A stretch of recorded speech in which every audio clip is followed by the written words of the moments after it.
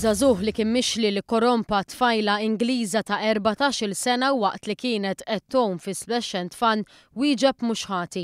L-allegata vittma kienet fil-kumpanija ta' ħabiba tagħha filwaqt li żagħżugħ li għandu 18-il sena kien magħhugh u ħabib tiegħu Ingliż. L-Ingliż xehed li flimkien mal-akkużat uħuh kienu fuq l-ajlow meta f'ħin minnhom l-akkużat waqa' u laqat li żewġ tfajliet li kienu warajhom.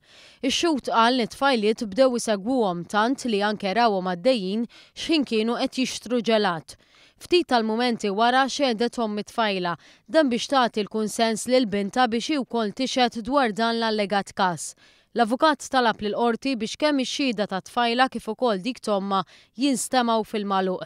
L-akkużat ingħata libertà proviżorja fuq depożitu ta' €500 u garanzija personali ta' €3,000.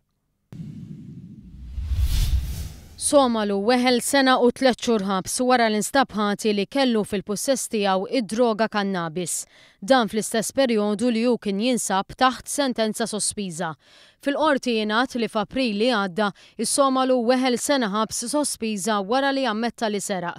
Ingħad ukoll li nhar il-Ħadd li għadda il-Pulizija sabet il-kannabis fil-possess tal-akkużat. Il-Maġistrat Charmaine Galea tat lis-Somalu 3 xhur ħabs talli kien fil-possess ta' droga kannabis u sena oħra peress li wettaq reat kriminali fil-perjodu ta' sentenza sospiża. Intant is-Somalu qal li beħsiebu jappella s-sentenza. Għalhekk il-qorti ħelset mill-arrest lis-Somalu għal 8 ijiem fuq depożitu ta' €100 u garanzija personali ta' €2,500. Jekk l-akkużat ma jappellax is-sentenza fi żmien 8 ijiem huwa jkun arrestat immedjatament.